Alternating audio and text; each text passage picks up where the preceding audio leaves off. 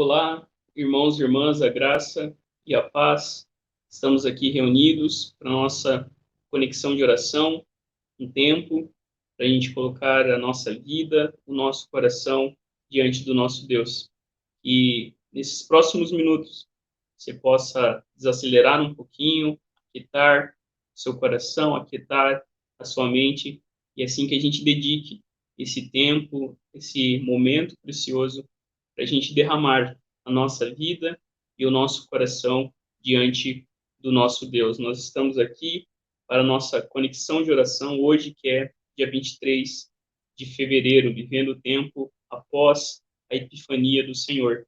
E a palavra do Senhor, que nos convida a esse tempo de oração, diz assim: Louvai ao Senhor todas as nações, exaltai-o todos os povos. A palavra de Deus também diz: Não me abandones, ó Senhor, ó meu Deus, não fiques longe de mim. Apressa-te em me socorrer, ó Senhor, minha salvação. E a palavra de Deus também diz assim: Tu és o meu refúgio e meu escudo. Tua palavra é minha esperança. Amém? Neste momento eu convido você a baixar a sua cabeça, fechar os seus olhos e vamos ao Senhor.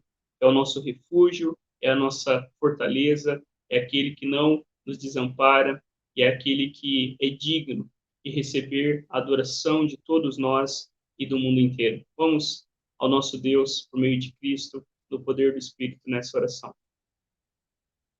Senhor, nosso Deus e Pai, graças te damos porque o Senhor é digno de toda a honra, de toda a glória, de todo o louvor.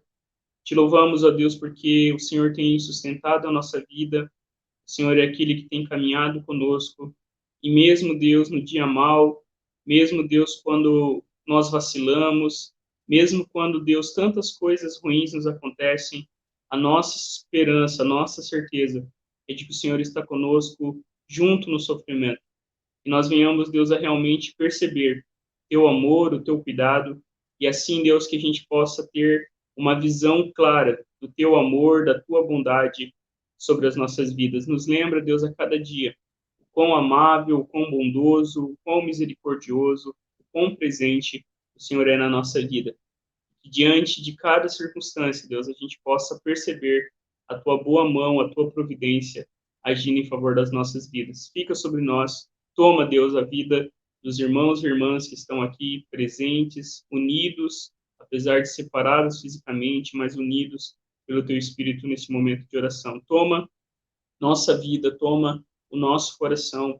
Em teu nome, Jesus, é que nós oramos. Amém e amém. Amém. Irmãos e irmãs, neste momento eu convido você, se você puder, compartilhe esse vídeo com as pessoas que você conhece, para que mais pessoas possam, neste momento, também ouvir a palavra de Deus e ter esse tempo de oração. Não se esqueça de curtir também, né, nosso canal lá no YouTube, e quando mais a gente compartilha, quanto mais a gente, né, divide isso com as pessoas, mais pessoas serão alcançadas com a graça do nosso Deus através de Cristo Jesus. Amém? Vamos lá? Nós estamos, né, hoje vai ser a terceira semana, tendo como tema que a gente colocou aí para a gente pensar um pouquinho, para a gente meditar durante esse mês, calibrando as emoções. E hoje a gente vai estar falando sobre um assunto muito importante e bastante vasto, né, calibrando a família. No primeiro encontro, a gente falou sobre calibrando, né, os relacionamentos. No segundo encontro, a gente falou sobre calibrando as emoções.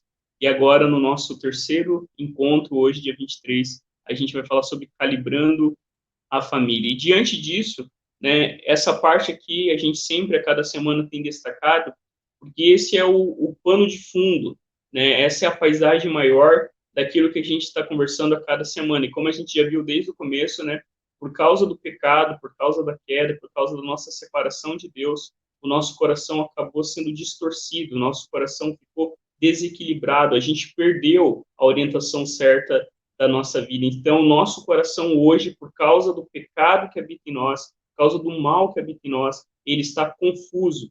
ele está realmente, né, numa situação, né, de ruína, numa confusão, num caos, e a gente vê isso, por exemplo, nas primeiras páginas da Bíblia. Então, o nosso coração, como diz lá o profeta Jeremias, é enganoso, é terrivelmente corrupto. Quem o conhecerá? Essa é uma verdade que a Bíblia ensina sobre a nossa natureza humana. Mas uma coisa que a Bíblia também nos ensina e nos lembra, né, continuamente, que o nosso norte, é que o nosso alvo, é que a nossa referência é o Deus Criador. Deus quem nos criou, Deus quem nos fez. E só à medida que nós nos voltamos para o Senhor é que nós podemos realmente experimentar a vida que Ele tem para nós. E a gente vê, então, que há uma disputa pelo nosso coração. A história bíblica, né, nada mais é do que uma disputa pelo coração do povo de Deus, pelo coração da criação de Deus. E quando a gente embarca na história de Israel, por exemplo, um grande problema que os profetas denunciam era a idolatria. Servir ou colocar outro Deus ou outra pessoa no lugar que era exclusivo de Deus. Então há uma disputa pelo nosso coração, mas todos nós somos chamados a sermos lembrados de que o único que pode trazer sossego, paz e quietude ao nosso coração não é quando a gente ter a melhor profissão do mundo, não é quando a gente ter todo o dinheiro, né, que a gente pode ganhar, não é quando a gente alcançar o poder ou o prazer, mas é quando a gente realmente se submete ao Senhor e nos voltamos para Ele em gratidão alegre, na certeza de que Ele é sim o norte, Ele sim é a referência para a nossa vida. Uma outra coisa que a gente também tem visto é que nós somos moldados, nós somos realmente, né, formados pelas práticas diárias. Os hábitos, né, que nós temos vivido a cada dia estão nos treinando.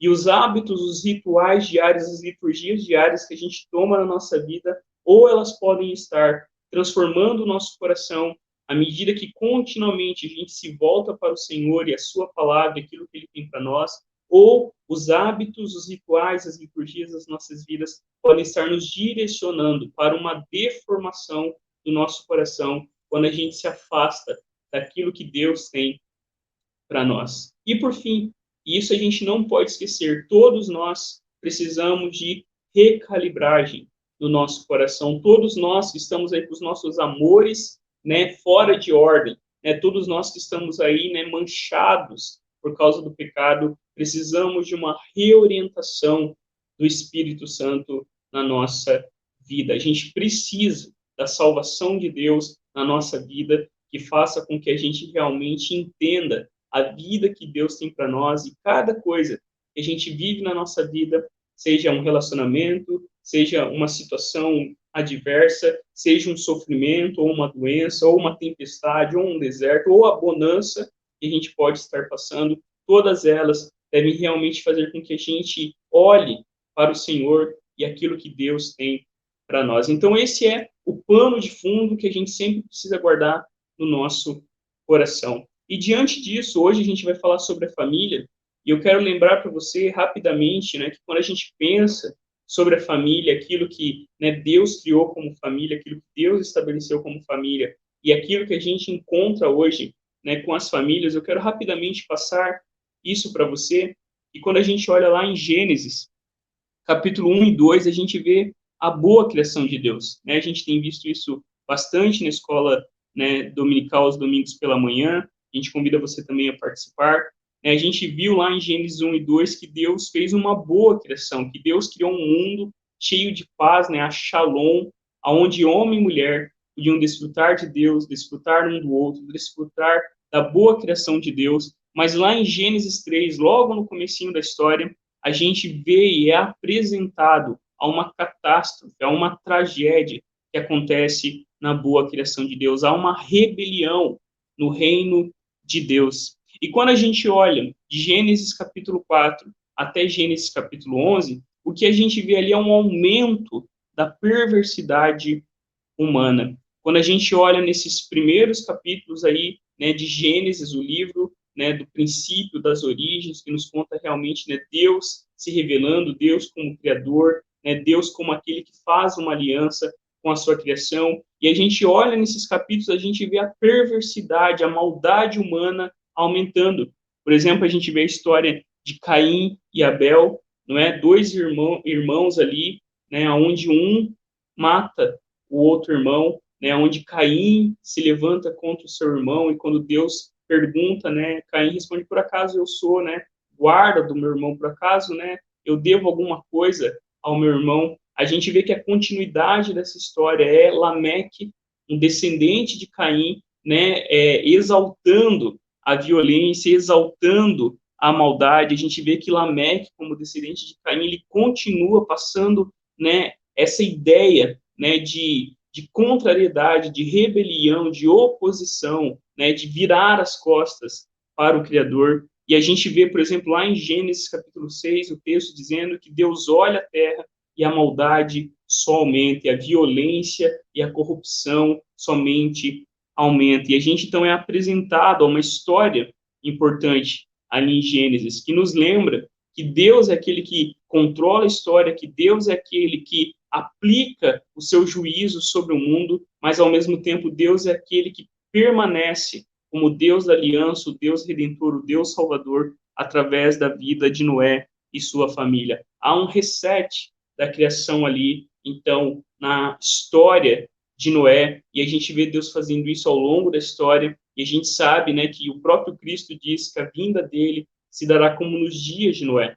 Né? Nós cremos que Deus novamente virá com juízo sobre este mundo, fazendo com que a sua boa criação possa desfrutar do seu amor real, do seu propósito, da sua intenção inicial para toda a criação. E a gente termina ali o capítulo 11, lembrando aquela famosa história da Torre de Babel, retratando, né, a corrupção humana, retratando o orgulho humano, porque Deus diz uma coisa e aqueles homens daquela cidade, eles dizem outra. Eles se colocam em oposição a Deus, eles se colocam realmente como deuses da sua própria história, como os feitores da sua própria história, como aqueles que conduzem a história à parte de Deus. E a gente sabe que Babel, né, tem toda a ideia da Babilônia, e Babel significa ali a confusão, quando Deus, então, ele confunde as línguas, contrastando, por exemplo, com aquilo que a gente vê lá em Jerusalém, quando o Espírito é derramado sobre a igreja, na verdade, todo mundo se entende, todo mundo começa a ouvir sobre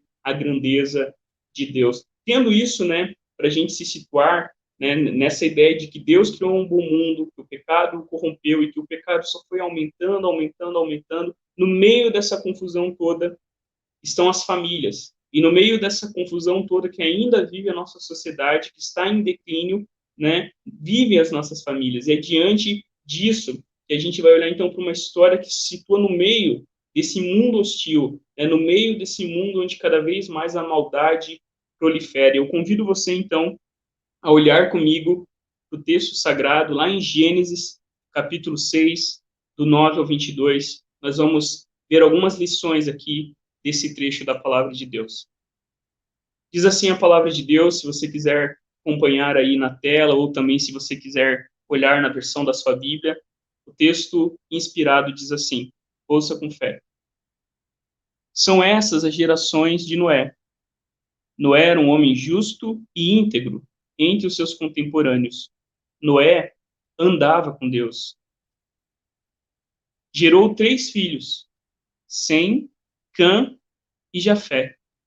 A terra estava corrompida à vista de Deus e cheia de violência. Deus olhou para a terra e eis que estava corrompida, porque todos os seres vivos haviam corrompido o seu caminho na terra. Então Deus disse a Noé: resolvi acabar com todos os seres humanos, porque a terra está cheia de violência por causa deles. Eis que os destruirei juntamente com a terra. Faça uma arca de tábuas de cipreste. Nela você fará compartimentos e a revestirá com um betume por dentro e por fora. Deste modo você a fará. Seu comprimento será de 130 metros, a largura de 22 e a altura de 13. Faça uma cobertura de baixo entre ela e a arca, uma abertura de meio metro. Coloque uma porta lateral e faça 3 andares, um embaixo, um segundo e um terceiro.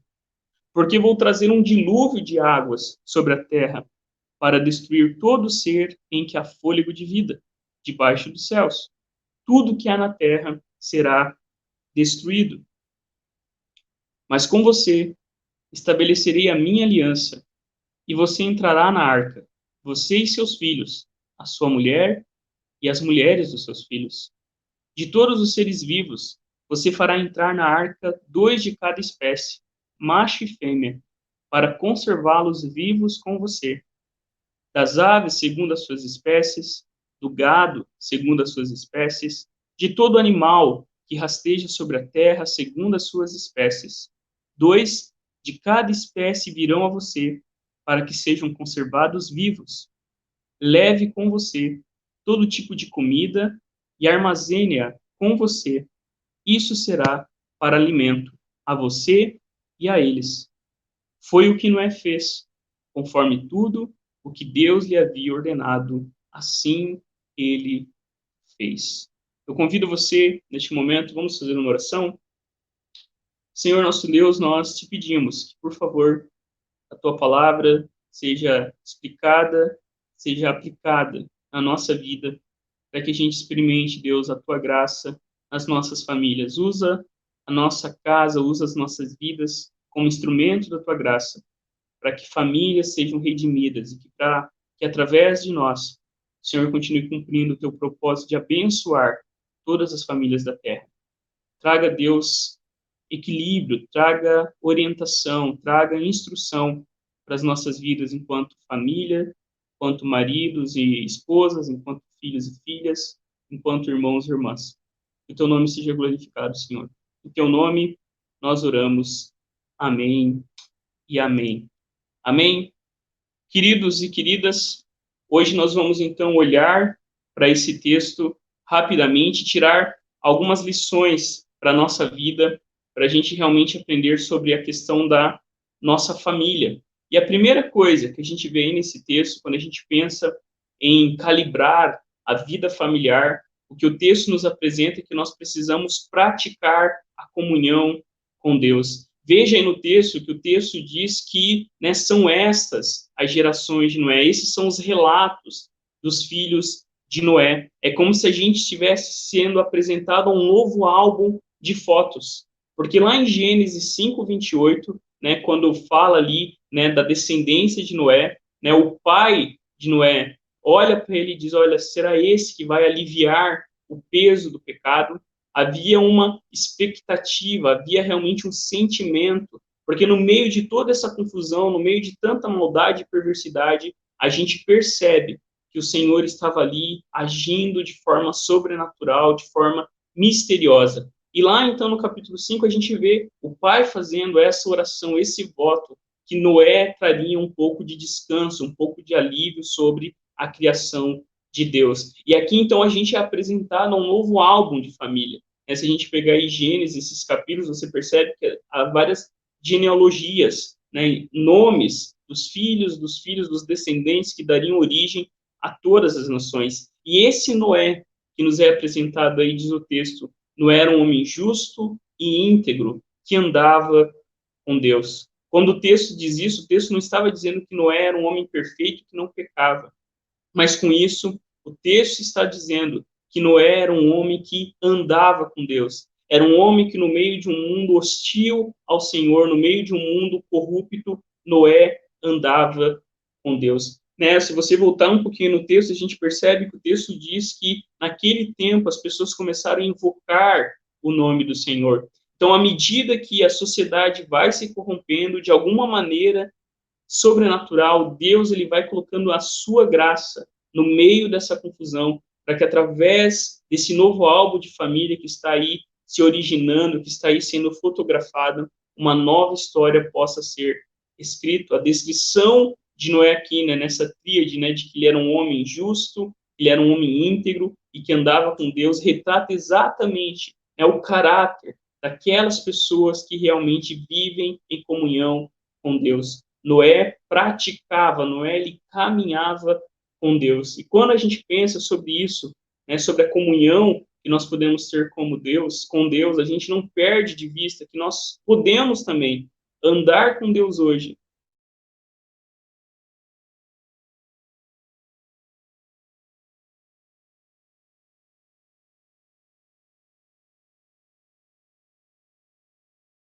primeira coisa que a gente precisa andar com Deus, a gente precisa conhecer a Deus, porque à medida que a gente caminha de forma humilde com o Senhor, à medida que nós realmente conhecemos, né, e prosseguimos em conhecer o Senhor, e à medida que a gente vai sendo nutrido nessa comunhão com o Senhor, é que a gente pode realmente viver dentro das nossas famílias aquilo que Deus tenciona, aquilo que Deus tem como propósito para as nossas casas. Não tem como haver transformação genuína e verdadeira se nós não conhecemos e caminhamos com Deus. É como um pastor, ele disse certa vez, D.A. Carson, ele disse que a maior necessidade da igreja é conhecer a Deus. Nós precisamos conhecer ao Senhor para que a gente não seja moldado, né, pela cultura vigente que Noé vivia, hostil a Deus, mas que a nossa vida seja realmente moldada pela piedade, por homens e mulheres que caminham com Deus, que se submetem ao senhorio de Deus e que abraçam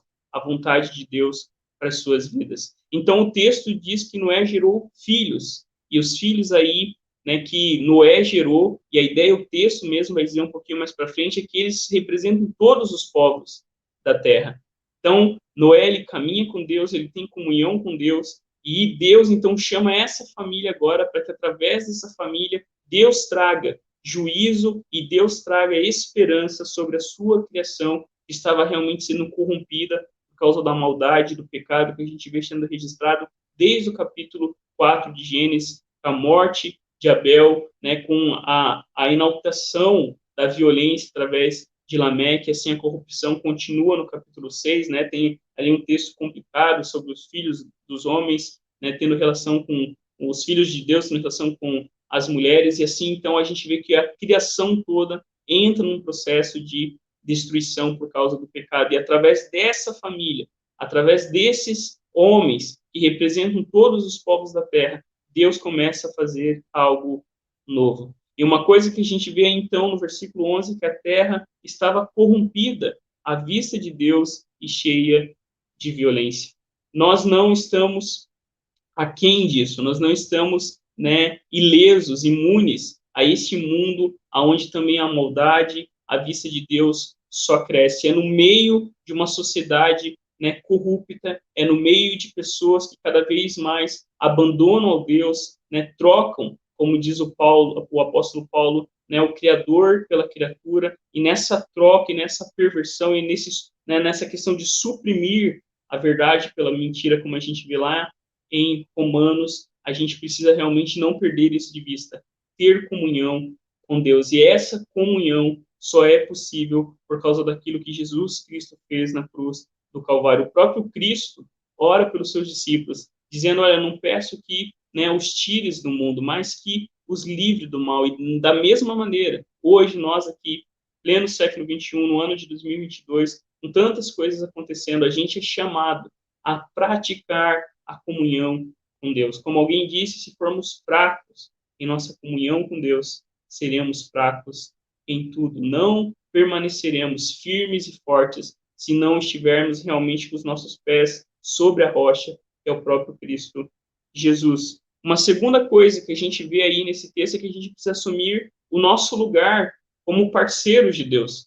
Percebo aí, né, no versículo 13, que Deus ele compartilha com Noé aquilo que ele vai fazer. O texto diz, então Deus disse a Noé, resolvi acabar com todos os seres humanos, porque a terra está cheia de violência por causa deles. Eis que os destruirei juntamente com a terra. Percebam como Deus compartilha o seu propósito com Noé. E Noé aqui, ele precisa assumir o seu lugar de parceiro de Deus, e Noé aqui é tanto um construtor como um profeta.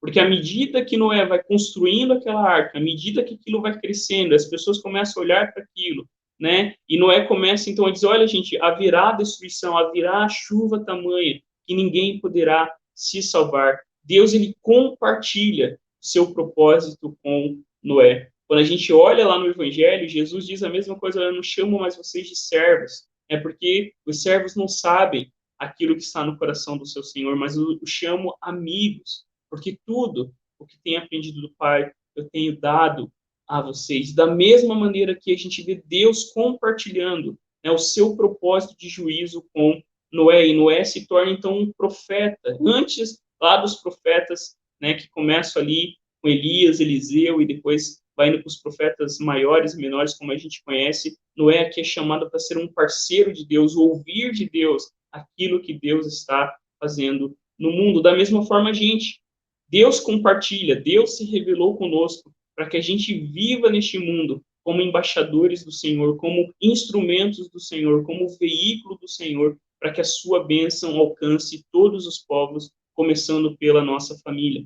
Como a gente falou no culto de domingo, a missão pode ser do outro lado do mundo, mas a missão também pode ser do outro lado da mesa, na outra ponta do sofá, né? A missão acontece aquele que está do nosso lado, né? A esposa, o esposo, e da mesma forma, então, aqui a gente vê que Deus chama Noé para ser um parceiro dele naquilo que ele vai fazer. E Deus dá uma missão para Noé, uma missão difícil, uma missão que realmente, né, foi um ato de fé, como diz Hebreus. Né? Deus instrui Noé a construir uma grande embarcação, a construir uma arca, e Deus estabelece como isso deve ser. Se você olhar nos outros versículos, Deus dá, né, o tamanho, Deus dá quantos compartimentos, quantas portas, quantas janelas, né, Deus dá instruções sobre a questão dos mantimentos para ele, para os animais, e aqui então a gente percebe que Deus chama a gente, não para a gente sentar e ficar como espectadores naquilo que Deus está fazendo, mas Deus chama a gente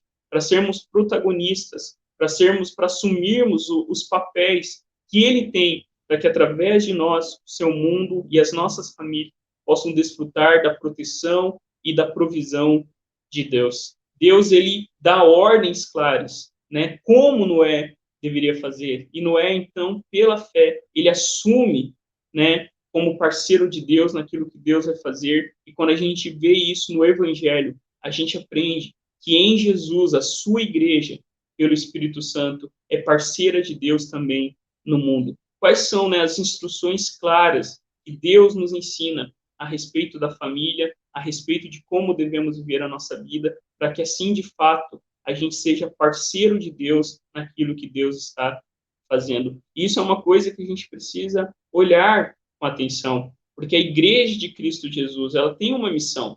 Ela tem a missão que foi dada ao próprio Cristo, né? Jesus diz, olha, assim como o Pai me enviou, eu envio vocês, recebam o Espírito Santo, sejam testemunhas, né? Vocês devem compartilhar, vocês devem realmente proclamar e anunciar, né, aquilo que eu fiz, aquilo que eu sou, e isso começa dentro da nossa casa. Eu fico pensando, né, especulando humanamente, imagina quando Noé chega para falar, gente, a gente vai construir um grande barco, um barco gigante, e talvez, né, talvez não chovia muito naquela região, talvez os amigos, as pessoas em volta começaram, Noé ficou louco, né? É mais ou menos o que acontece lá no comecinho da história do peregrino, né? Quando ele começa ali a olhar para a Bíblia e entra naquela jornada em direção à terra celestial, em direção a Jerusalém celestial, as pessoas tentam impedir ele de fazer aquilo. E talvez pessoas estivessem tentando impedir Noé, que aquilo era loucura, que aquilo não fazia sentido, mas Noé, num ato de fé e de confiança,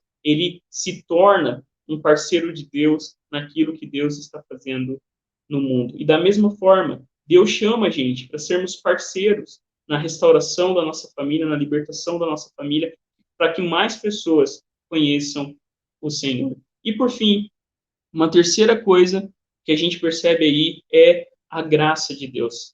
Diz assim o texto: mas com você estabelecerei a minha aliança, e você entrará na arca, você e seus filhos e sua mulher e as mulheres de seus filhos. Apesar do juízo, apesar da destruição, da mesma forma que a gente vê lá em Gênesis 3, da mesma forma que a gente vê na história de Israel, e de forma especial em Jesus, Deus, ele estabelece, ele firma uma aliança com Noé. Ele vai trazer juízo sobre a sua criação, mas Deus vai preservar, né, uma família, para que através dessa família e que para através dessa embarcação que Deus manda construir, o seu mundo seja de novo, né, recriado, o seu mundo continue após essa destruição, após esse juízo que Deus traria sobre o mundo. E quando a gente pensa na nossa família, quando a gente pensa nos papéis que Deus tem para a gente não pode perder de vista que Deus nos chama a viver esses papéis num vínculo de aliança, num vínculo de parceria, num vínculo onde realmente a gente entende que Deus formou a gente, que Deus criou a gente, o próprio Deus é uma família, o próprio Deus é uma comunidade. E esse Deus que estabeleceu aliança com Noé é o mesmo que estabeleceu aliança conosco no sangue de Cristo Jesus. Deus estabelece, Deus se comunica, Deus se relaciona conosco através da sua aliança, né? Conforme o profeta Jeremias havia dito, né? Deus faria, né, uma nova aliança depois daqueles dias, uma aliança não mais escrita em pedras, mas uma aliança escrita no nosso próprio coração, aonde nós receberíamos o Espírito Santo, aonde nós poderíamos conhecer a Deus. Então a gente vê que Deus ele faz uma aliança com Noé e toda a sua família, como o texto diz, o pai, os filhos e a esposa e as esposas do filho seriam preservados através disso que Deus estava fazendo. E aqui é um ponto que a gente vê por toda a Escritura, porque na Escritura inteira a família é importante, a família é essencial. É através de famílias que Deus recria o seu mundo. Através de um casal, Deus começa o seu mundo. Através de Abraão e sua família, Deus começa a inaugurar o seu reino. E é através lá de uma família em Belém, Maria, José e Jesus, que Deus, de novo, firme anuncia a salvação sobre todo o mundo. E a igreja é essa família, aonde, como parceira das nossas famílias individuais, a gente é chamado a lembrar disso, que o propósito de Deus é que a gente viva aqui e agora aquilo que nós vamos ver plenamente quando Jesus vier com poder e grande glória. A aliança que Deus tem para nós não é uma aliança apenas individual, ela envolve esse aspecto, mas é uma aliança que nos leva a entender que a intenção de Deus, o propósito de Deus, é que toda a nossa casa alcance o conhecimento, alcance a salvação e possa viver plenamente aquilo que Deus tem para nós. O finalzinho do texto, né, o 19 e 22 que eu coloquei para vocês, mostra como também a gente precisa entender essa salvação como algo amplo. Porque Deus diz, olha, de todos os seres vivos, você fará entrar na arca de 2 em 2 de cada espécie, macho e fêmea, para conservá-los vivos com você. Foi o que Noé fez.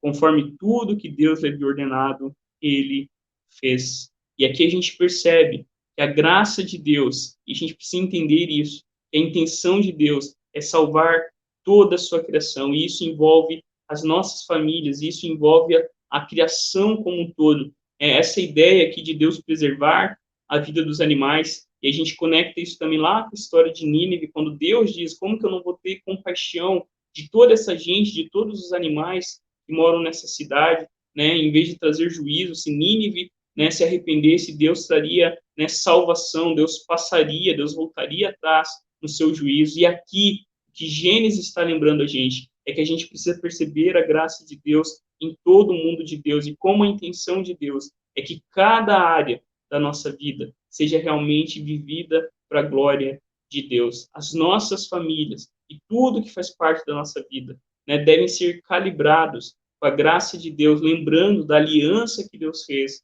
através de Cristo Jesus, a nova e eterna aliança. E eu termino lembrando para vocês lá o que o autor de Hebreus diz, no capítulo 11, versículo 7, diz assim: pela fé, Noé, divinamente instruído a respeito de acontecimentos que ainda não se viam, e sendo temente a Deus, construiu uma arca para a salvação de sua família. Assim, ele condenou o mundo e se tornou herdeiro da justiça que vem da fé.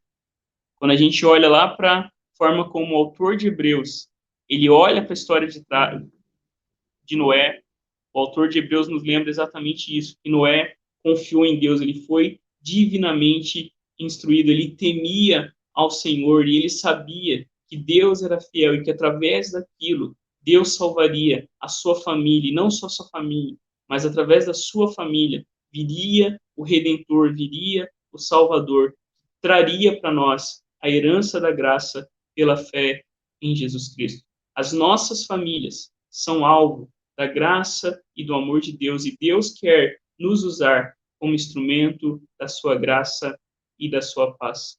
Amém? Queridos e queridas, neste momento, enquanto nós ouvimos essa canção, que você coloque a sua vida, o seu coração diante do Senhor e principalmente hoje, vamos orar pelas nossas famílias, pedindo ao Senhor que a gente tenha comunhão com Ele, que a gente ande com Ele, que a gente conheça Ele, para que assim a gente se torne parceiros naquilo que Deus quer fazer dentro da nossa casa e assim também a gente perceba a graça de Deus agindo nas nossas vidas bagunçadas e complicadas. Louvemos o nome do Senhor.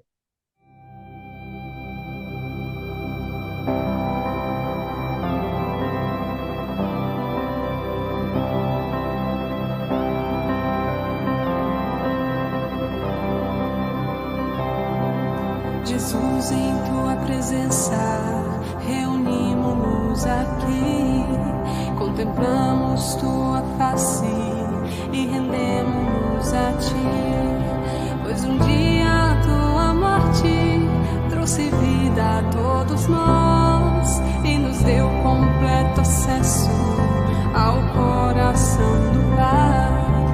O véu que separava já não separa mais. A luz que outrora apagada agora brilha e cada dia brilha mais. Só pra te adorar e fazer teu nome grande e te dar o louvor que é devido. Estamos nós aqui.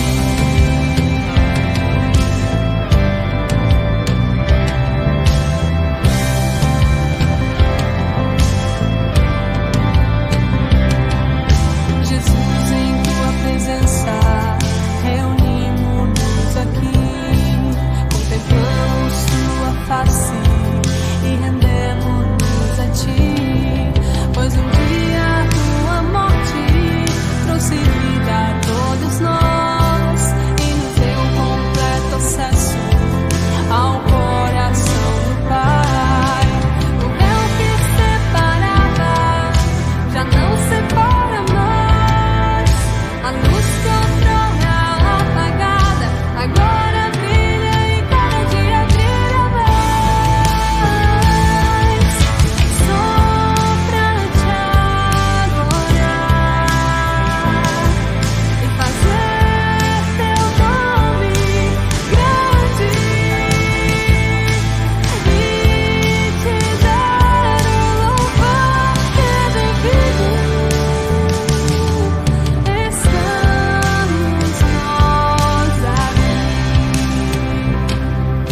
O véu que separava já não separa mais.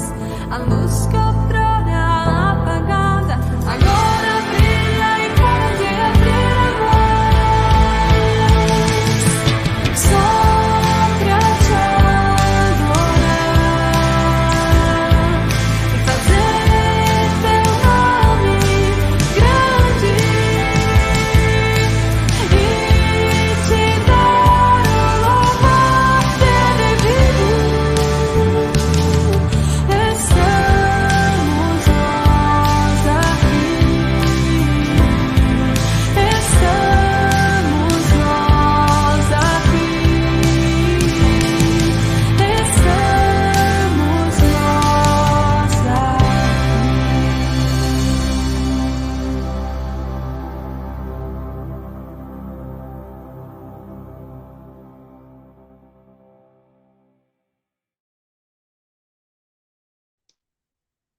Amém. É para isso que estamos aqui. Faça junto comigo essa oração. Vamos todos juntos? Vela, ó Senhor amado, pelos que trabalham, ou vigiam, ou choram essa noite. Ordena que teus anjos guardem os que dormem. Cuida dos enfermos. Cristo Senhor, dá repouso aos cansados. Abençoa os que estão perto da morte. Consola os que sofrem. Compadece-te dos aflitos. Defende os alegres. Tudo isso te suplicamos somente por teu grande amor. Amém e amém. Amém? Eu convido você também a fazer junto comigo essa oração que diz assim: Senhor Todo-Poderoso, fonte de todas as bênçãos, olha para nós em nossa pobreza, fome, tristeza e angústia. Torna o teu poder perfeito em nossa fraqueza, para que tenhamos confiança e nos gloriemos somente em ti. Por teu Filho, Jesus Cristo, nosso Senhor, que vive e reina contigo e com o Espírito Santo, um só Deus, agora e sempre. Amém e amém. Eu convido você a fechar os seus olhos neste momento. Senhor nosso Deus, sem a tua presença, sem o Senhor, nós nada podemos fazer. Nós aqui reconhecemos, Deus, a nossa dependência de ti. Nós reconhecemos que se o Senhor não levantar o teu rosto, se o Senhor não sustentar a nossa vida, nós nada podemos fazer. E é diante dessa realidade, é diante do teu amor, é diante, Deus, da obra de Cristo na cruz que nós queremos colocar a nossa vida, o nosso coração e todos os motivos de oração diante de ti. A nossa oração, Deus, é que, por favor, o Senhor tenha misericórdia de nós, que o Senhor derrame da tua graça, do teu poder, para que assim, Deus, a gente veja a tua graça agindo nas nossas vidas. E venhamos, Deus, a sermos parceiros naquilo que o Senhor está fazendo no mundo perto de nós. Não permita que a gente, ó Deus, se distraia, não permita que a gente tire os nossos olhos de ti, mas que ao contrário, que a gente viva a missão à medida que a gente te ama, à medida que a gente te conhece, e assim a gente possa, Deus, orar por salvação, por libertação, por cura, sobre todos aqueles que estão à nossa volta. Nós oramos, Deus, especialmente pela Val, que se encontra, Deus, no hospital, pedimos e clamamos, pedindo a tua misericórdia, pedindo que o Senhor derrame, Deus, do teu poder sobre a sua vida, que ela possa, Deus, crer e saber que o Senhor está com ela, e que ela venha, Deus, a receber o teu amparo, a tua fortaleza, tudo aquilo que ela precisa, Deus. Nós oramos, Deus, pedindo por aqueles que estão enfermos, pelos nossos irmãos, ó Deus, que sofrem com doenças, com dores crônicas, pedindo a tua graça e o teu poder. Traga, Senhor, libertação sobre nós, para que assim a gente venha, Deus, cada vez mais a perceber a tua grandeza, o teu poder, e assim que a gente se alegre no Senhor, Deus. Em teu nome, Jesus, nós oramos. Amém e amém. Amém. Deus, nosso libertador, quando nos encontrarmos em território desconhecido, rodeado de falsidade e hostilidade, protege-nos do perigo e conduz-nos ao caminho da tua paz, através de Cristo, nosso príncipe da paz. Amém e amém. Amém. Queridos e queridas, fiquemos na paz do Senhor, que Deus nos abençoe, que Deus nos guarde. Não se esqueça, na sexta-feira nós teremos o LP, no domingo às 10 horas a transmissão da Escola Bíblica Dominical e domingo às 19 horas o nosso culto presencial. E nós contamos com a presença de todos para que assim, juntos, a gente glorifique ao Senhor e a gente venha realmente se alegrar naquilo que Deus está fazendo no mundo através do seu Espírito em sua igreja. Fique na paz, que o Senhor te abençoe e te guarde e renove no seu coração a aliança e o amor que Ele tem derramado através de Cristo Jesus. Um grande abraço, fique na paz, em nome de Jesus. Amém. Você não sabe o que vai acontecer amanhã. Até ontem, tudo estava certo. Agora não está mais. Sua liberdade, vida social, planos, tudo mudou. Cada dia uma nova notícia. E você já não sabe em qual delas acreditar. É tanta informação, tantos sentimentos ao mesmo tempo. O medo te invade como um vírus. Mas não entre em desespero. Mesmo que o mundo não seja mais o mesmo. Mesmo que você não puder fazer nada por isso. Calma. Existe uma paz maior que o medo. Uma paz acessível, presente, que te ajuda a superar isso. Descubra essa paz em Jesus.